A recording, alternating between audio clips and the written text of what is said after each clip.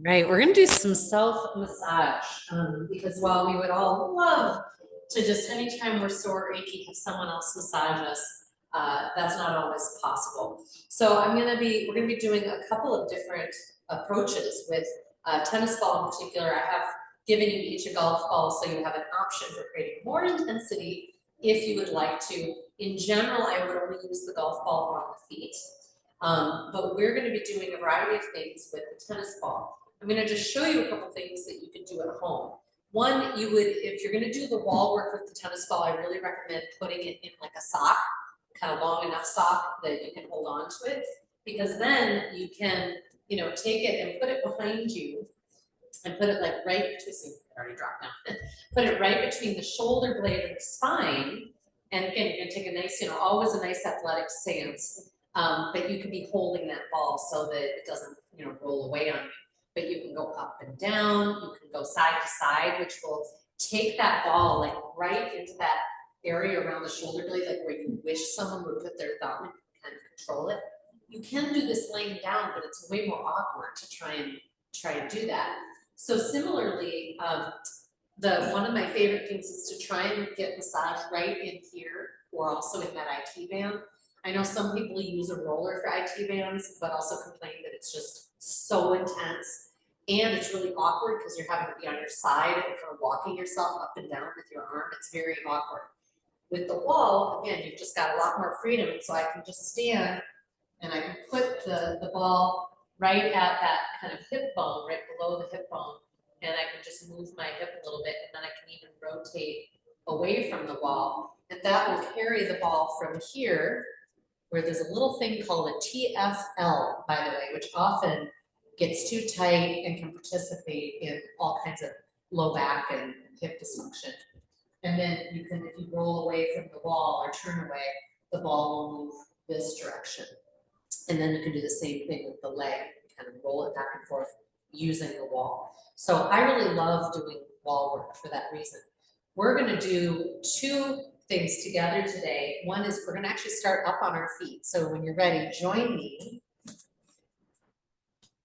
We know that our footbed is like the suspension bridge, right, for our whole system. So just by working the footbed, we can actually evoke change all the way up. So to do this, I want you to get, again, nice athletic stance, so you're firmly in both feet.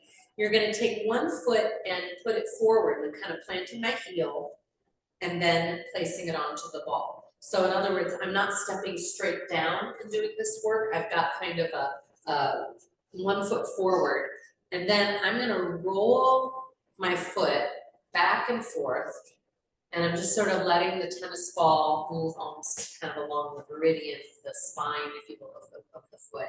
And you can decide how much weight you want to give it. And depending on how hard your tennis ball is, some of them are, have been a little collapsed, depending.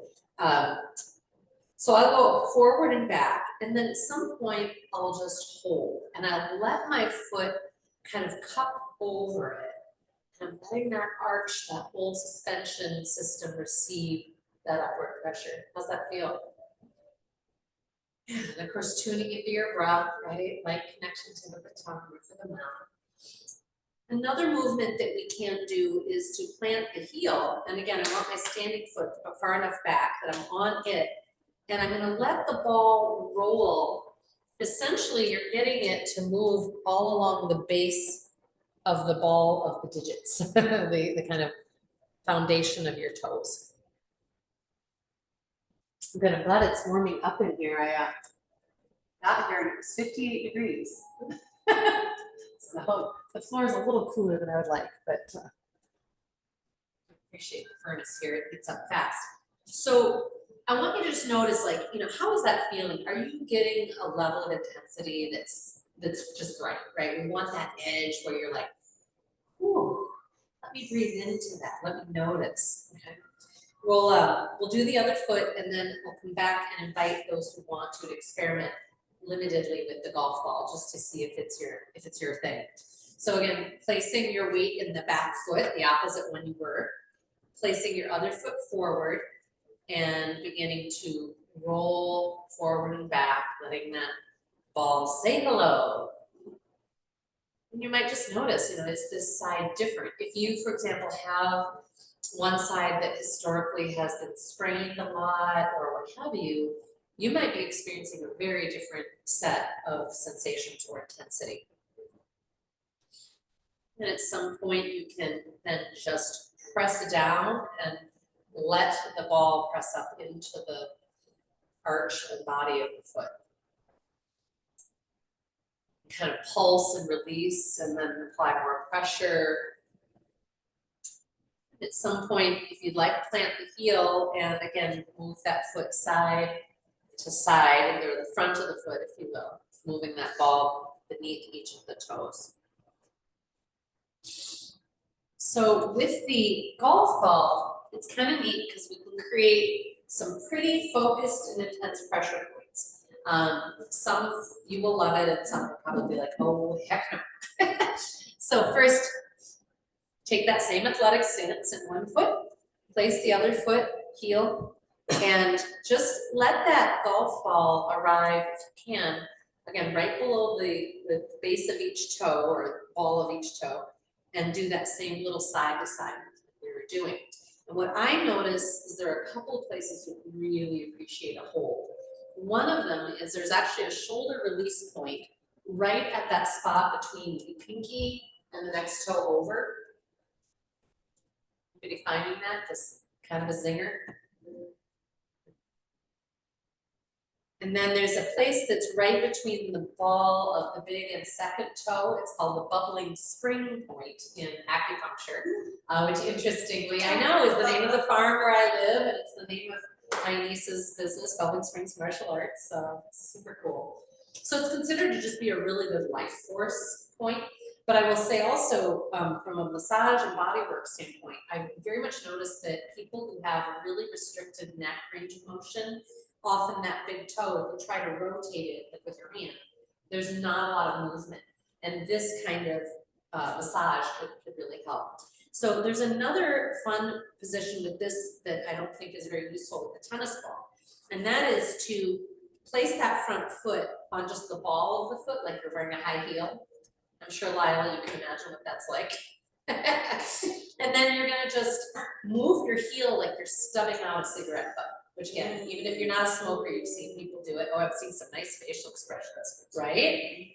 And there's a very specific spot right where the arch and the heel come together. It's on that kind of inside line, not at the full bottom center, but more right at the kind of where your bottom of your foot and your side kind of join. And that is an amazing low back point. Because I've many times over the years when my low back was bothering me, worked this line and then had it just transform. So depending on what's contributing, obviously. Whew, yeah. So, and again, some of you might enjoy some of those others, the rolling back and forth and some of the things that we did with the tennis ball. But that might be too intense. So let's see what these focused pressure points are like on the other foot. So as again, place your weight in your back foot, plant the heel of that front foot, and take your foot in that little 45-degree semicircle back and forth, letting yourself receive. At some point, you tune in, you might find yourself inspired to like pause and just move your head a little bit. Breathe. Sometimes when I've been doing foot massaging like this, ball rolling, I'll have my neck just go clunk.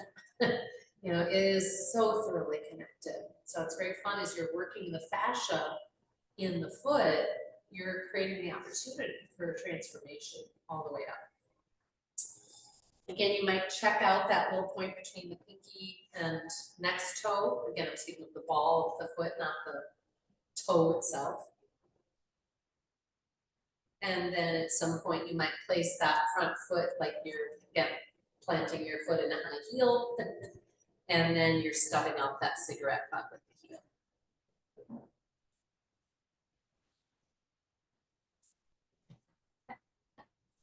You have the best facial expressions. I love it.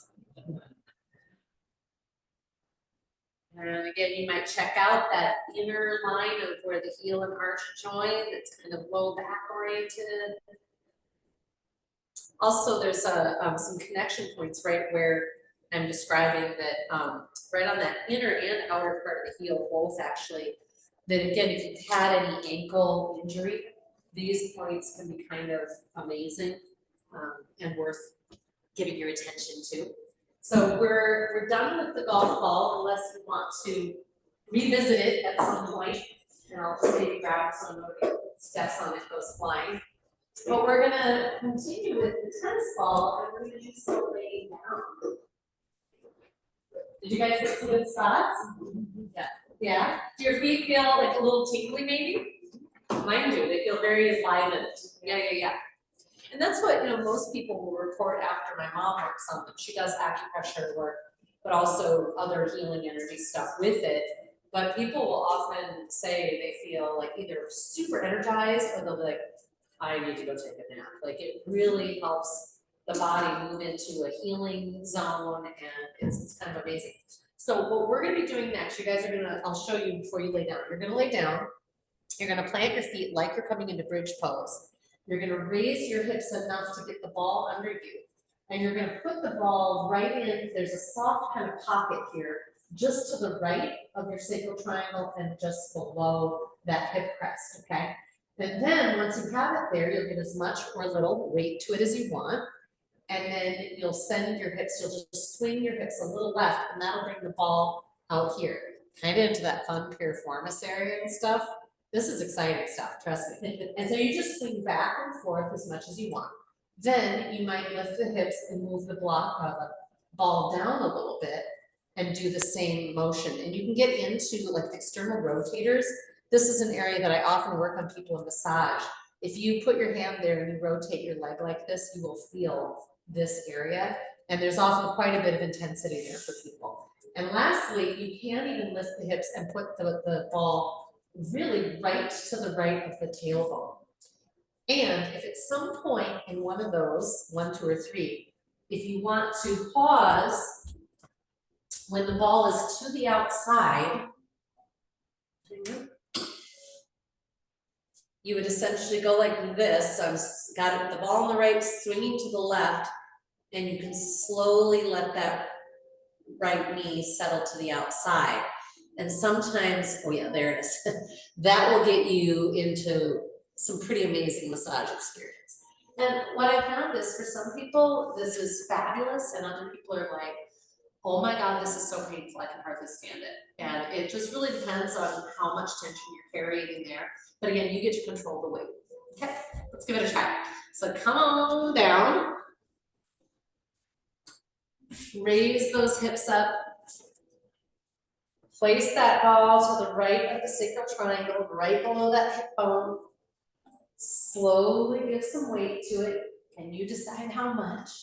And then swing the hips to the left, and then back again. And please let me know if you have any questions, if this isn't making fabulous sense. I'd like to hear from you. And always breathing, right? The breath tells our body, I am whole, I am well, I am safe.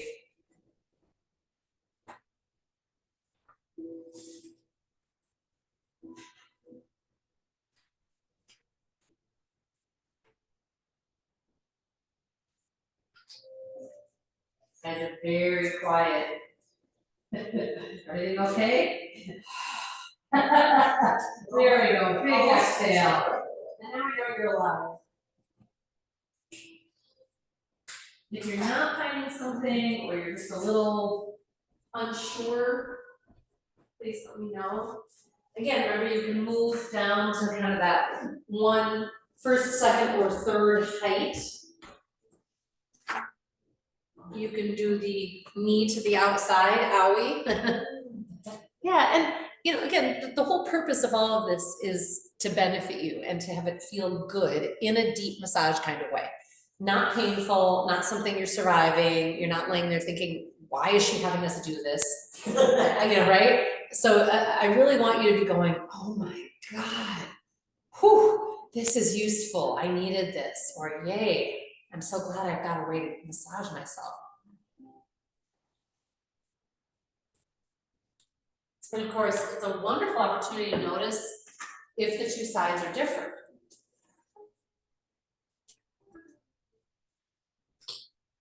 If you are someone who, when you lay down, if your feet don't rotate out the same amount, or if somebody tries to rotate them out and there's like a lot of resistance on one, usually it's not in the leg per se itself. I mean, it might be out an IT band, but it's usually coming kind of from that hip and down into the leg. So it's not the knee, it's not the foot, it's from the higher up.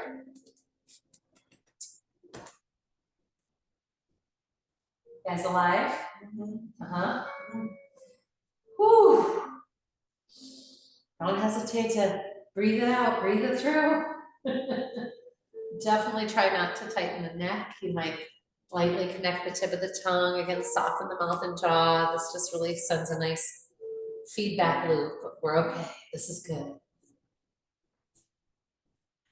And of course, you're only gonna do this as long as you want to do it. When you bring the ball back out, there's one kind of final thing that I really like doing on the floor versus the wall. And that is to actually set the tennis ball right in that little kind of groove in under the occipital ridge. And if you do that, and sometimes I'll like actually hold the ball to keep it from rolling away, but it may not do that on you anyway. If you just sort of take your head a little side to side and a little chin up and chin down, I know it can kind of wreak havoc with your hair or if you've got a ponytail.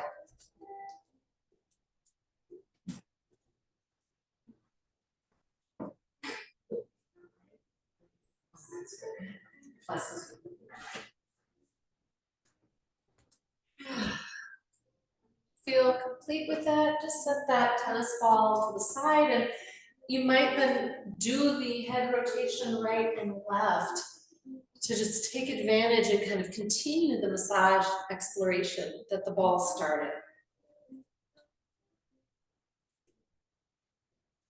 You might open the jaw wide and lion stretch. You might take that jaw side to side. There's a very interesting connection of hips and jaw. So when we kind of work one and then work the other, that's really nice. We're going to continue with some of our hip love. We're first going to bring right knee into the belly release wind pose. So still laying on the back, right knee in, extend that left leg, heel flexed. So essentially looks like you're standing, except you're on your back. You got it. Let's take that knee a little in and out before then seeing if we can clasp the foot with our left hand. So you're kind of coming into a reclined pigeon pose, right? But I'm just keeping my other leg straight and on the floor. You don't have to do it this way. You could do our more classic with the knee bent.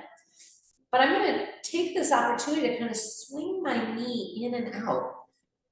We sometimes, when we're sitting and do this, we call it good foot. We're like, oh, there's a good foot, you know, like you're holding a baby, giving it a little nap time.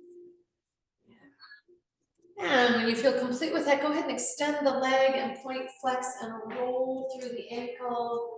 And breathing, noticing, big inhale, exhaling, root and descend slowly. Yeah, it's like you're trying to paint the wall in front of you with a foot. And then melting, let your whole body melt. Let's bring the left knee into the belly, release wind pose.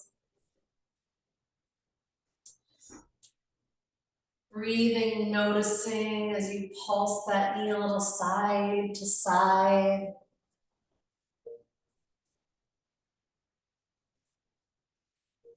Excuse me. Thank you. And if you'd like, and you can, clasping the foot with your right hand.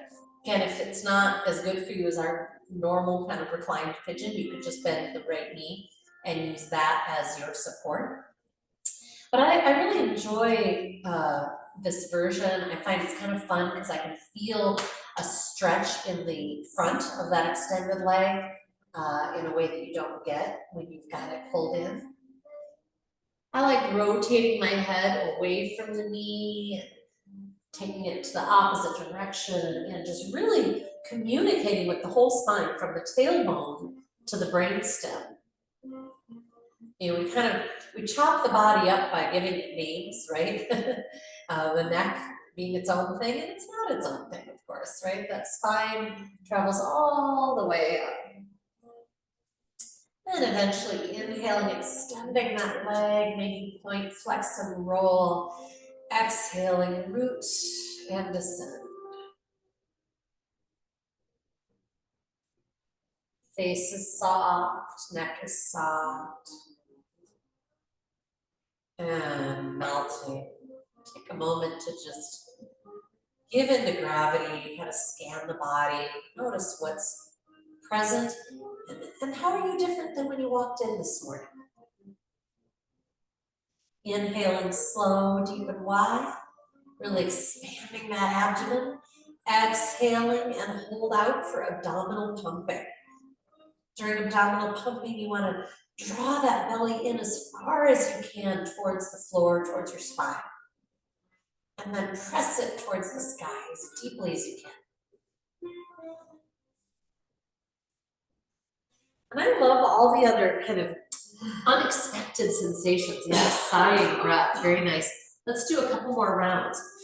But when I say unexpected sensations, for me, for example, when I press my belly way out, I feel a bunch of stretch and kind of pressure and movement in through my sternum, right? Because again, it's all connected, right? It's not just, oh, my belly is in one compartment and my lungs are in another.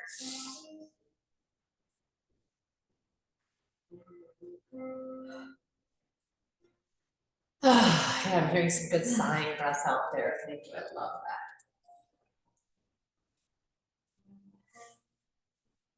So we're gonna come into bridge pose, and we're gonna be doing something a little bit different today. We're gonna kind of be speeding and slowing and adding some little seed pose, opposite positions. If you feel comfortable with the block between your thighs, I find that to be very useful here. So even though you can't see your feet, I hope now that they're so enlivened, you can kind of picture them as you anchor and spread and root. So there's a real sense of, again, rooting through the feet. I'm gonna work my shoulder blades a little in underneath me and anchor my upper arms. And I'm gonna keep this basic alignment. Inhaling slow, deep and wide. Exhaling, belly to spine, spine to floor, press the hips up and hold, asking, is there more? Is there more? Then inhale, descend as slowly as you can, one rib at a time. So you kind of have to keep the hips a little tucked and raised so that you can articulate each rib. Try to stay soft in the neck while you do that. Enjoy the rest of your inhale and then exhale, belly to spine, spine to floor, rise up. You might work those shoulder heads in a little further underneath you. Inhale, descending slowly.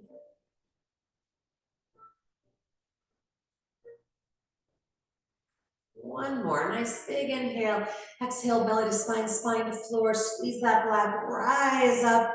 And then if you can, walking your hands together in Yoga Mudra. So we're intertwining the fingers. If this bothers your neck or anything else, don't do it. You can just keep working the shoulder heads underneath you and keep the arms or the fingers pointing towards the ceiling like they were. Otherwise, one more big inhale. See if you can get the ribs higher up off of your arms. Send your knees away from you. And then a slow, slow release. Walk those arms out. And bring the knees in towards the belly. Nice little seed pose. Might feel good to rock a little side to side. And then your choice of either keeping the knees tight to the belly, or some people might enjoy extending the legs straight up. You don't have to have the knees completely straight, of course, but I'm keeping the block there to help give you some power. We're gonna add a little sit-up motion. So whichever version you're in, you're maybe hugging those knees or having the legs extended. Inhaling slow, deep and wide. I'm gonna have my legs extended and reach my arms overhead. Exhale, belly to spine, spine to floor, and I'm gonna bring my hands past my legs and swing my legs towards me. Inhaling, release. Again, if this is bothering your neck at all, keep your head on the floor. So whether you're doing the knees bent or knees straight, you don't have to raise the legs. You can still create this beautiful ignition in your sit-up. It's sort of the belly engagement without the up part. So if you try that with legs straight, for example, it's kind of fun. When you bring your abdomen towards the spine to floor, it will tilt the pelvis and that will automatically bring your legs towards you. Let's do one more. Is there more? Is there more?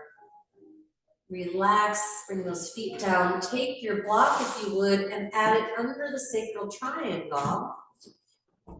And we're just gonna invite the knees bent to start with, unless you don't like it or it hurts. And remember, please, that object of support is on the sacral triangle, not in the low back vertebral area at all. So you should feel that it's helping actually tilt the pubic bone up, that it's kind of dumping your low back towards the floor. If you're not experiencing that, usually it would mean your object needs to go lower.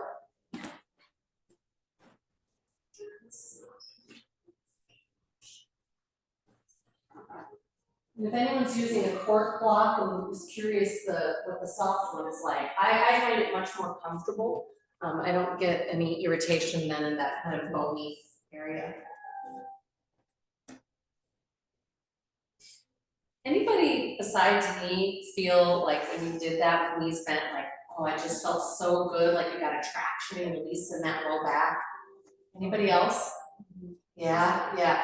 So if you're doing gardening, firewood, what have you, a lot of bending over, or even just a lot of standing, it can be really hard on that low back. And for me, that is one of my favorite decompression techniques. It feels amazing. Please stay here only as long as it's amazing. And then I'm going to take us up the spine to our decompression in that upper back with the bra strap support. I did warn you that this was coming, so some of you might wish you had a folded blanket or something on hand. I'll grab a couple.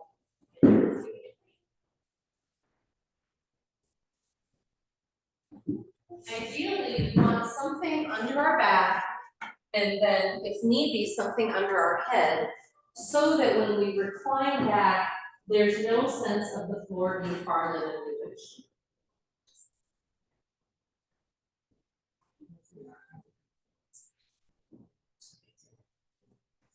Yeah, and see what you think. If you're feeling any head pressure, that to me is a sign that we need to make an adjustment.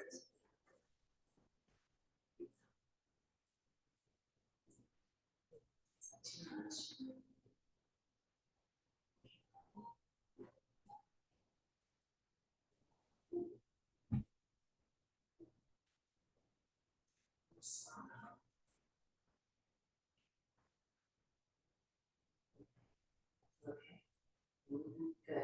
Now my goal is, ideally, it's wonderful if we get like a little bit of the head dropping back, we get that opening through the throat, but we don't want to feel pressure like at the base of the skull, or that we might be compressing the vertebrae.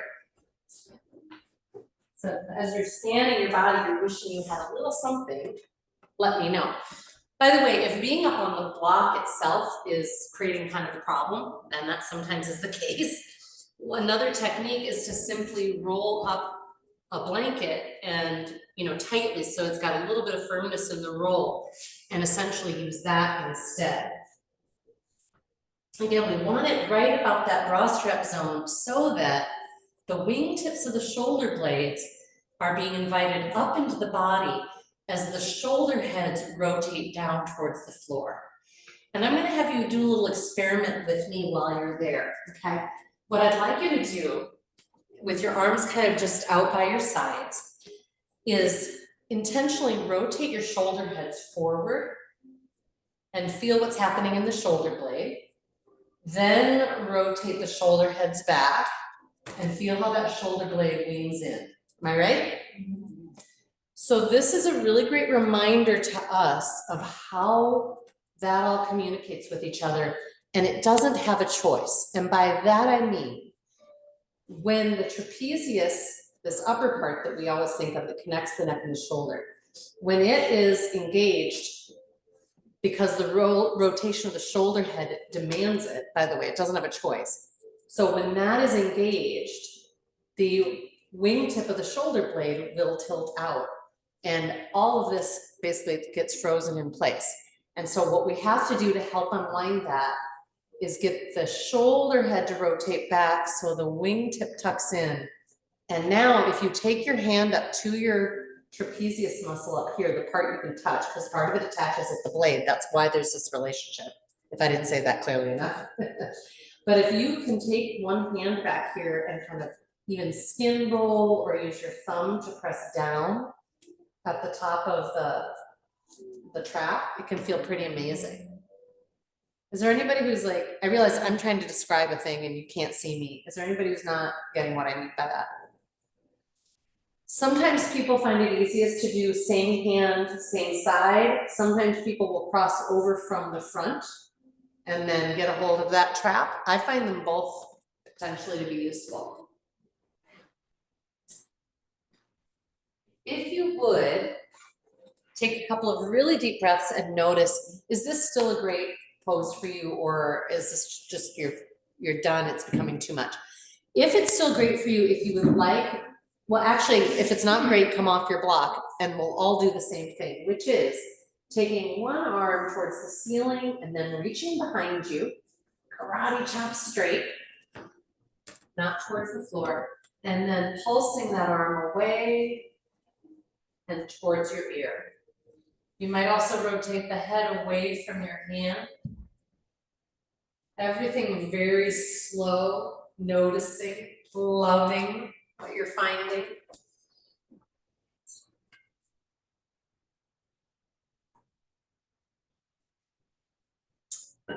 One of the movements, go ahead and do the other arm. And then one of the movements that I do most mornings is I get on my roller and I roll up and down my back. But then I also will hold, and you could do this in your position. I will put my hands behind my head. It's very important that you're very like slow and subtle with this, okay? But with my something under my bra strap, but again, you can be laying flat, it can still be useful. And I will intentionally kind of let one elbow drop and let my head go that way. Again, very slow, guys, nothing big, nothing fast. And what I'm always able to feel is the deep connections down through all the areas along the spine, the big erectors, the rector spinae, again, some of the stretch through the front. Yeah. How you doing? Good, good, I'm so glad.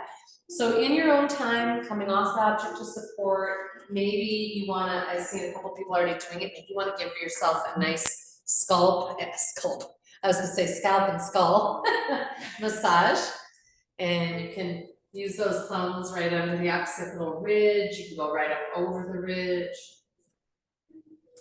I know a lot of people have been feeling a lot of head pressure, whether it's the, allergy season or what might be going on for them. Politics, that'll create head pressure for sure. For sure, yeah, I've been having some interesting conversations. It's good practice, I'll tell you what. Whew, all right, and then, it's actually really powerful to sweep yourself out. So we think of our body and our energy body as ending right here where our skin is. But we know that it actually, our energy field projects out beyond us. And so if you can just kind of, sweep off anything you don't really want to be a part of your system. Yeah, nice work. All right, we're going to come up onto hands and knees into cow cat and keep that spinal fluid pumping. You guys have been doing some beautiful decompression, and now we're just going to take advantage of that and let that spinal fluid move. Intelligent hands, of course, shoulder heads activating down the back. Inhaling, tailbone draws back, heart draws forward. Bless you. Exhaling, tuck the tailbone, letting the head hang. Any little add-ons, maybe you want to wag the head that dips a little. We'll do another, probably half a dozen of these. You've got plenty of time to explore and of course ask, is there more? For me, it's during that, is there more inhale that I then get stretch through the diaphragm, maybe up into the chest and heart space.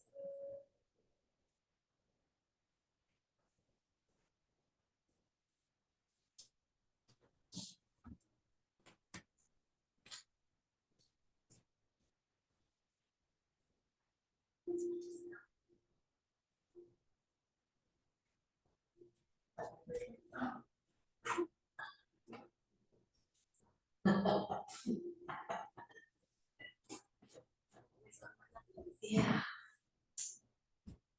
Oh, look at that. Yeah, it's amazing. The cork wedge can add just enough relief sometimes for the wrist that it can make a difference. It doesn't work for everybody. Sometimes fists are still better, but it can be worth a try if you're curious. You want to have the cork wedge, just like everybody else, you want your hands right below your shoulders, so make sure to adjust. And you can decide how much of your hand goes on that wedge too. You know, sometimes the whole hand or just having the fingertips forward of the lip can feel good. The next time you are in your cat back, we're going to take it right up to downward facing dog.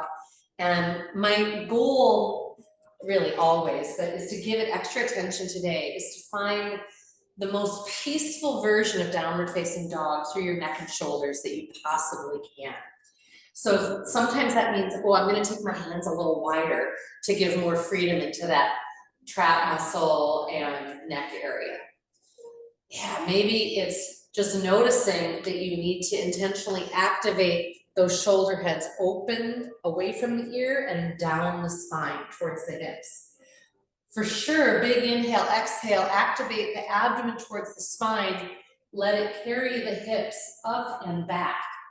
And feel how that reduces weight on your hands, and maybe you can even lift one hand off the floor at a time and just have it not be a big deal.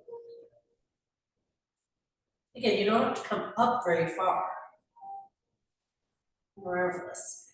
Then I want you to take your hips side to side, inviting that deeper stretch through the side body and noticing, is this side different? Then we're going to be coming in to thread the needle. I personally love the child's pose version. That's my favorite. Some of you might enjoy sitting or standing and just bringing one arm across, the other hand at the elbow and pressing towards the body. Some people like doing it in table pose and kind of coming in and out a few times. Like I said, my just personal favorite is child's pose, knees wide, butt back, arms forward, lifting up enough that you can bring one arm underneath the other and settling there and exploring. So what I notice, for example, is if I have my front arm too close to the head, then that side of the neck gathers tension. So I'm just going to let it go a little more to the outside. You can also use that other hand, the one that's not being crossed under, kind of if you bring it back in front of your face, almost like in a little push-up movement, you can use that to kind of pulse and rotate the upper body more deeply. Or you could even clasp the wrist of that crossed under arm. Either way, please let breath participate heavily.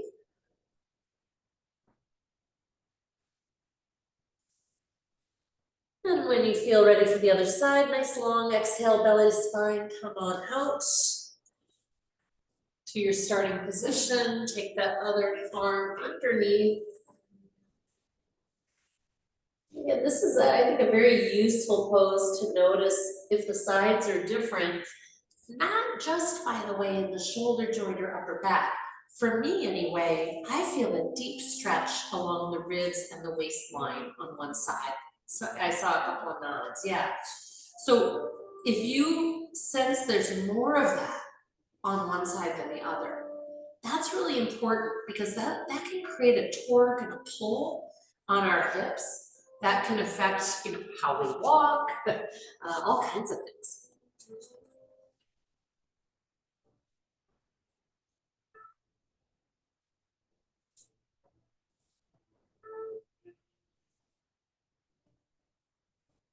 always using the breath.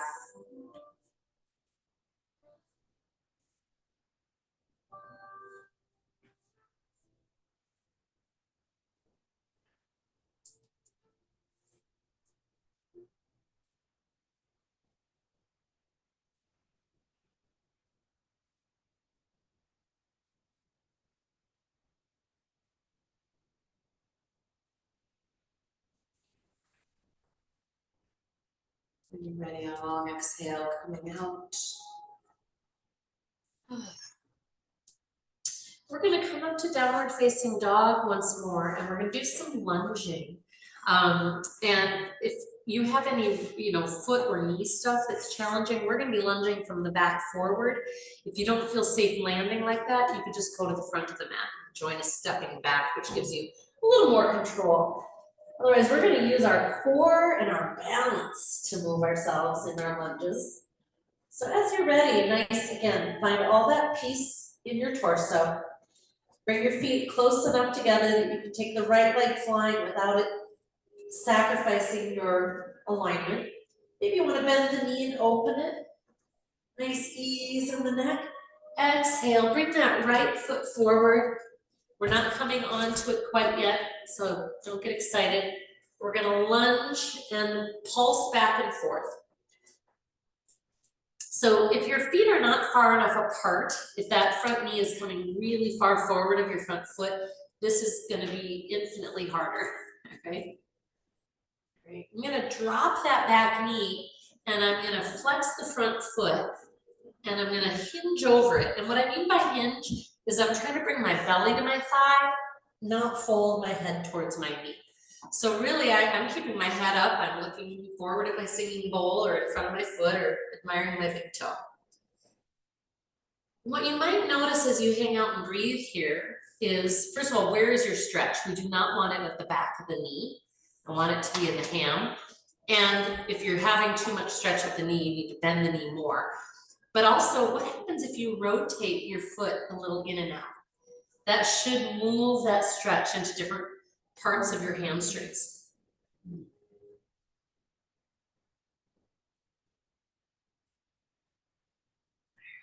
Now get ready. We're going on a little journey. You guys are gonna love it. We're gonna pulse onto that front foot and fly that back leg. Remember, your standing leg does not ever have to be straight, but you can open the back leg and neutral it. And this should be really fun because you can feel some of those places that you massaged with the ball kind of getting a workout too. Love it. Go ahead and land that back leg or the flying leg. Step the other one back to your downward facing dog. And your choice to either hold, rest, or flow. If you want a little cow cat or dog series, join me. Inhaling plank. Exhaling chaturanga, nice low push-up, and you can do knees down. Inhaling cobra or upward facing dog. Downward facing dog, maybe a nice sighing breath. And then we're gonna walk the hands to arrive at the back of the mat. Again, if you wanna step backward from the front of the mat, make your journey there. Breath here in the fold before you inhale, root and rise. Exhaling, prayer hands. Tune in, center. I know it's our first standing posture. We're gonna raise that right knee into standing crane. So any balancing posture, it's immensely useful to think about rooting through that inner line of the standing foot. All right, we're also gonna use our core. So big inhale, exhale, belly to spine. So I'm actually rounding into kind of a cat back as I reach forward and I try to land lightly. Not bad, but we get to do it again. So you'll be like, hey. All right, inhaling, root and rise up. Exhale, rotate to the right. We're creating a little spinal twist. And then we're gonna inhale back again. We're gonna do that a few times. This is also challenging our balance if you're looking out over that back arm, right? Keep thinking about the ball of that front foot. It really will help. One more. Inhaling back to center. And then on your exhale, open to warrior two, so that back foot comes flat. We haven't been doing warriors, I feel like, for a long time, and I don't know why, but all of a sudden last week in my carriage house yoga, I'm like, came back, so it's time. Power in that back leg, send those hips forward.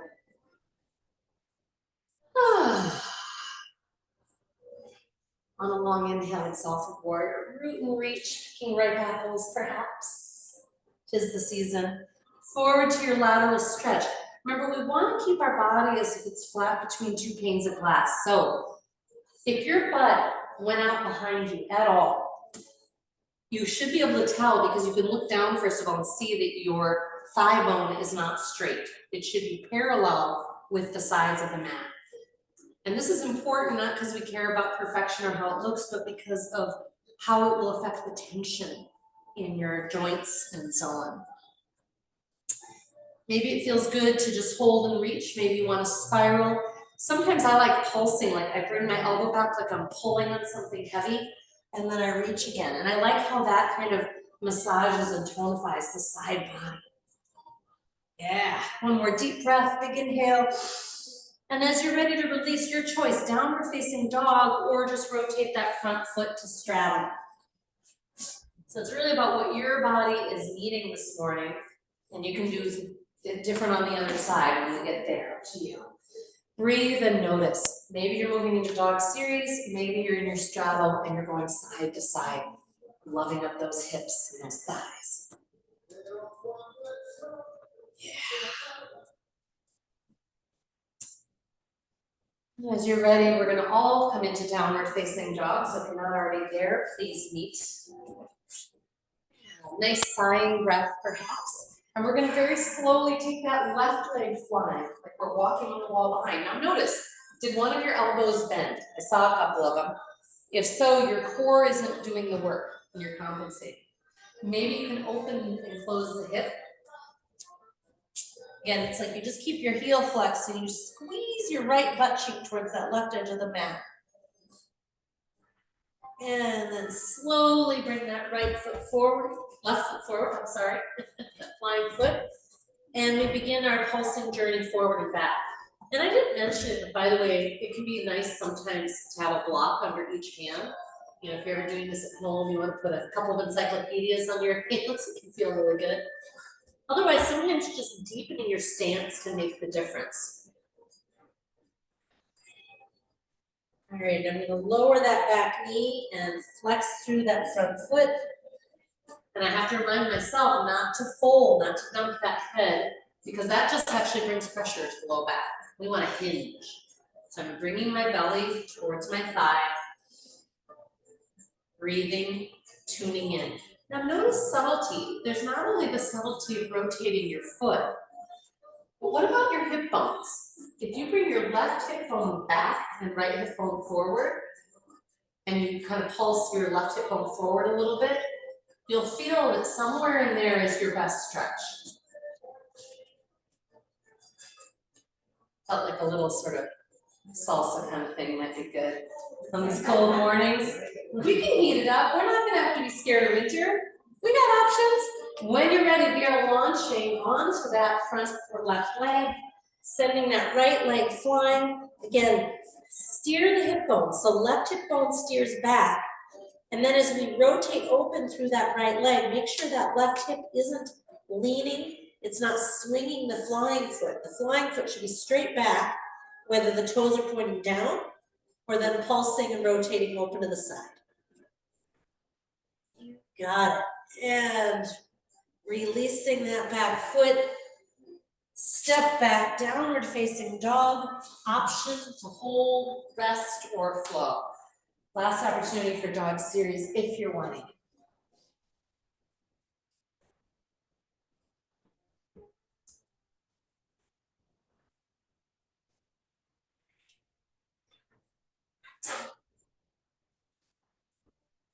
And you might complete your downward facing dog with a sigh and then slowly walk those hands back to the feet, unless you prefer to move into lunging from the front of the mat. Hold in your fold, enjoy it. The bigger belly breath here, the more you'll get a stretch through some of that hip, butt, thigh area we've been working and massaging. Long inhale, root and rise. Exhale and resolve in prayer hands. Close your eyes and just tune in for a moment. Yeah, hoping that heart rate's up a little bit. Broadening breath into your back. We've practiced that a lot in recent weeks. Yeah. As you're ready, slowly lift the left knee, standing crane. Big belly breath. Yoga toes. So what's happening in your standing foot? Before we move into our lunge, think about squeezing your inner thighs like you actually had a piece of paper between them. Nice inhale, exhale, draw back through the core. As quietly as you can. Yes. See, it's just figuring out how to use our architecture. That was amazing, you guys. All right, inhaling, reaching up. Remember that back knee can be bent straight, however you want it. I don't recommend having warrior foot. You want to be on the ball of the back foot. Exhale, because it makes it easy to rotate left. Inhaling, center. This is to your timing. The slower and deeper the breath, the better. And maybe you challenge your balance by looking out of your back hand.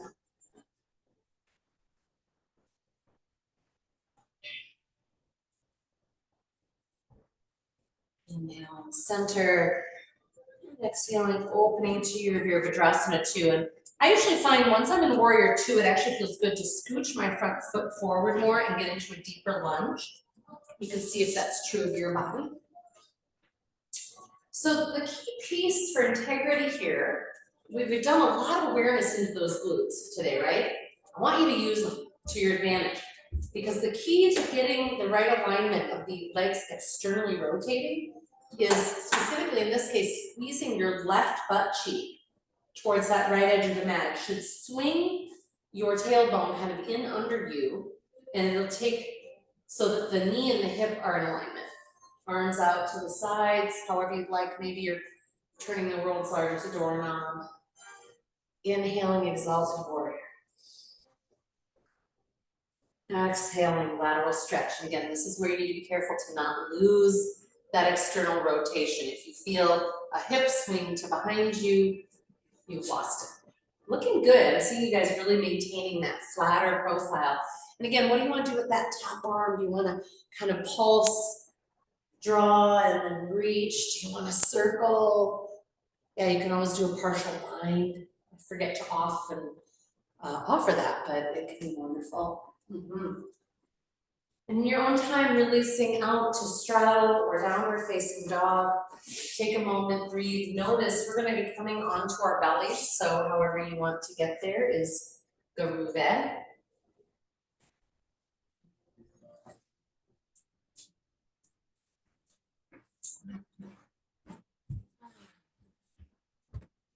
Take a moment in stillness.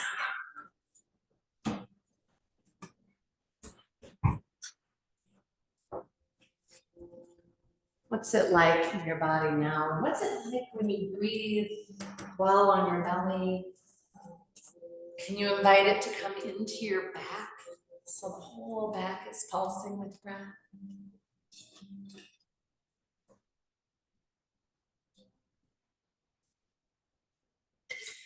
We're going to come into some flight. It's our jet airplane. Lots of ways to be there, of course, right? I personally keep my legs anchored most of the time. I always keep them anchored for at least a few breaths so that I can just be communicating with the back muscles of the body, kind of ribs up. What I don't want to feel is an ignited tension in the low back right away. So laying on your belly, palms facing the floor, shoulder heads circle down and back. As you're ready, anchor the pelvic triangle, hip bone, pubic bones. And inhale and extend into your first bit of flight. Exhale, return. We're really feeling, as we continue, an elongation through the back of the neck. So I've got like a little top knot today. You can kind of picture you want your top knot to be pressing towards the front of the room, not looking forward and shortening at the back. Yeah, you guys look good. If it feels good to you today to hold in flight, go for it and just perhaps add a sweep of one arm forward, the other arm counter reaching back. Yeah. And how about the other side? Oh, feels so good. And nice and slow, you get to notice all the crunchy spots, all the good work, all of it. If it feels appropriate in your body, maybe one big breath in Superman, both arms forward. Remember, they don't have to be parallel. Yours might be out a little bit of a V. And release, either to settling on the belly or child's pose. Big belly breath into your back. And then we're gonna take all of our power and all of our peace into forearm plank. Yeah. So as you're ready, come onto those forearms.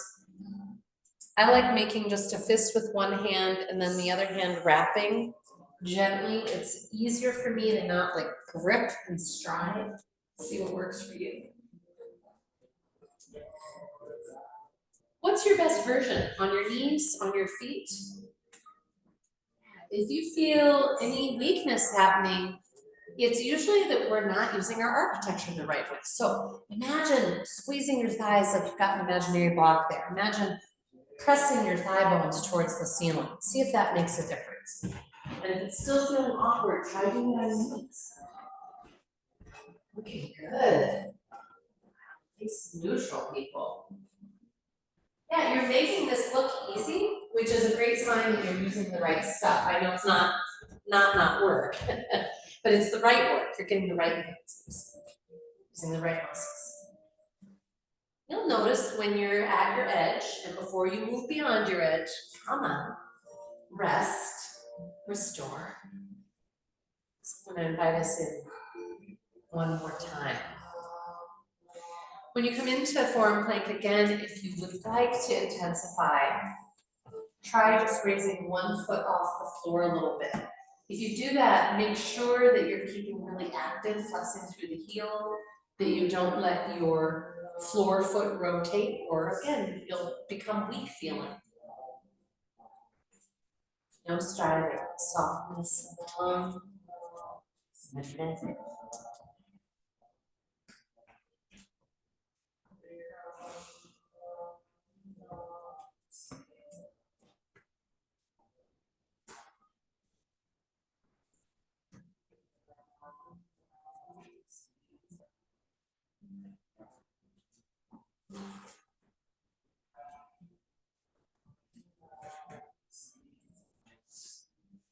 Taking all the time you can here, noticing the intensity, right? When you do find that edge, it's intense. As you feel complete, come on out, let yourself just settle fully with gravity, a sense of, I hope, well-being, having done good work, but not having pushed yourself. It's kind of fun to find out where that edge is and practice abiding at that. Breathing into it.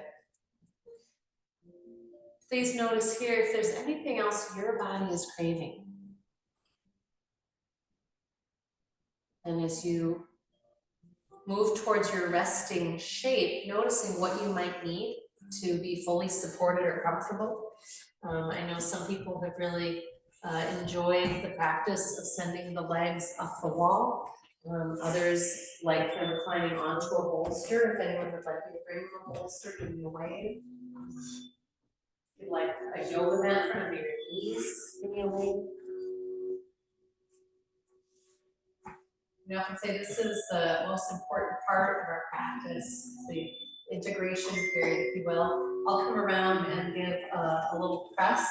If you're on your belly and you are comfortable with it, I can do a nice little back press that's very gentle, progressive. If you're on your back, I'll do a shoulder press, etc.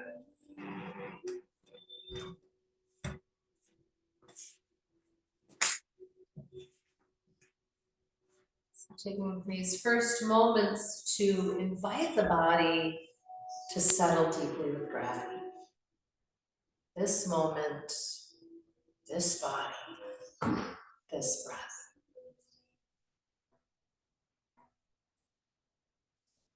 Scanning for any sense of holding, anticipation, preparing.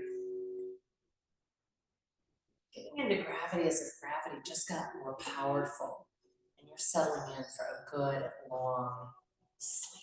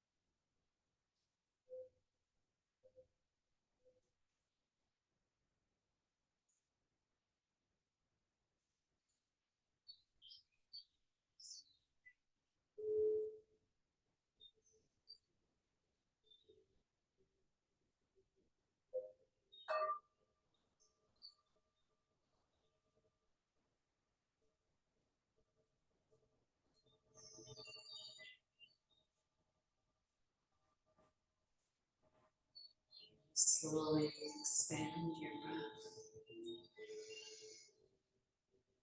And you might once again scan your body, inviting any messages from the body wisdom about what's needed, what would create greater wholeness as you move throughout your day, your week.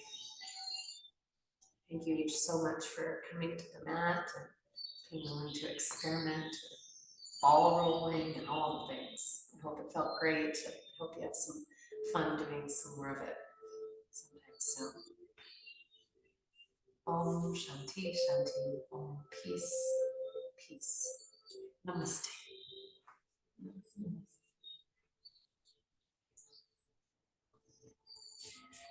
Heads up, there is no Thursday class this week, but I will, after that, have 3 more Thursdays at the Carriage House at Third Mountain. Our last one's Halloween, so it's 17th, 24th, and 31st. Had a really great time last week. Brought layers and really seemed to enjoy it. Forward to maybe seeing some of you there before the class.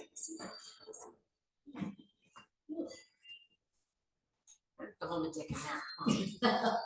Well, it's like I was saying about my mom's work. I mean, yoga can be the same way. Like it can either, just free up all this energy and woo, or it can be like, I need to reboot. Yeah, you got the eyes that look like they need to reboot. They're like half asleep already. The power of a good nap. Well, and the power of listening to your body when it speaks.